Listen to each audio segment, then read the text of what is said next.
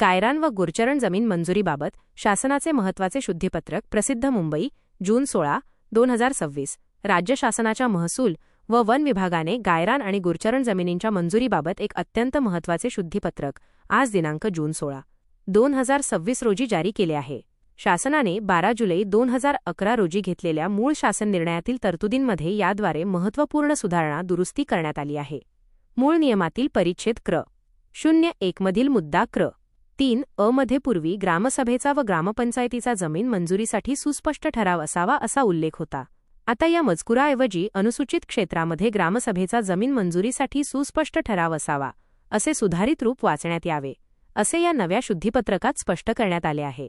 हे शुद्धीपत्रक महाराष्ट्र शासनाच्या अधिकृत संकेतस्थळावर उपलब्ध करण्यात आले असून या निर्णयामुळे अनुसूचित क्षेत्रातील जमीन मंजुरीच्या प्रक्रियेतील कायदेशीर बाबी अधिक सुस्पष्ट होणार आहेत।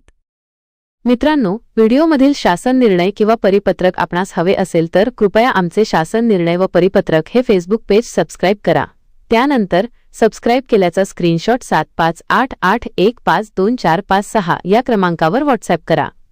आपल्याला हवा असलेला शासन निर्णय किंवा परिपत्रक व्हॉट्सॲपवर पाठवले जाईल।